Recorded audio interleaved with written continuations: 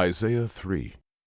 For behold, the Lord of hosts, doth take away from Jerusalem and from Judah the stay and the staff, the whole stay of bread and the whole stay of water, the mighty man and the man of war, the judge and the prophet, and the prudent and the ancient, the captain of 50, and the honorable man, and the counselor, and the cunning artificer, and the eloquent orator.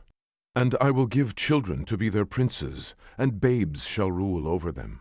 And the people shall be oppressed, every one by another, and every one by his neighbor. The child shall behave himself proudly against the ancient, and the base against the honorable. When a man shall take hold of his brother, of the house of his father, saying, Thou hast clothing, be thou our ruler, and let this ruin be under thy hand. In that day shall he swear, saying, I will not be an healer, for in my house is neither bread nor clothing. Make me not a ruler of the people. For Jerusalem is ruined, and Judah is fallen, because their tongue and their doings are against the Lord, to provoke the eyes of his glory. The show of their countenance doth witness against them, and they declare their sin as Sodom, they hide it not.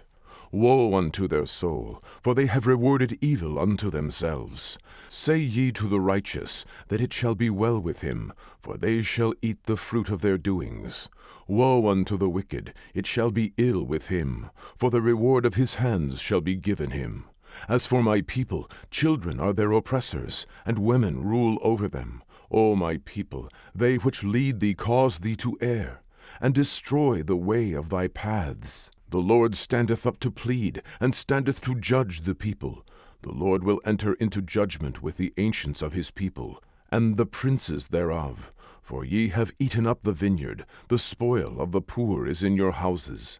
What mean ye that ye beat my people to pieces, and grind the faces of the poor, saith the Lord God of hosts? Moreover the Lord saith, Because the daughters of Zion are haughty, and walk with stretched forth necks and wanton eyes, walking and mincing as they go, and making a tinkling with their feet, therefore the Lord will smite with a scab the crown of the head of the daughters of Zion, and the Lord will discover their secret parts. In that day the Lord will take away the bravery of their tinkling ornaments about their feet, and their calls, and their round tires like the moon, the chains and the bracelets and the mufflers, the bonnets and the ornaments of the legs, and the headbands and the tablets and the earrings, the rings and nose jewels, the changeable suits of apparel, and the mantles and the wimples and the crisping pins, the glasses and the fine linen, and the hoods and the veils. And it shall come to pass, that instead of sweet smell there shall be stink, and instead of a girdle a rent, and instead of well-set hair baldness, and instead of a stomacher a girding of sackcloth, and burning instead of beauty.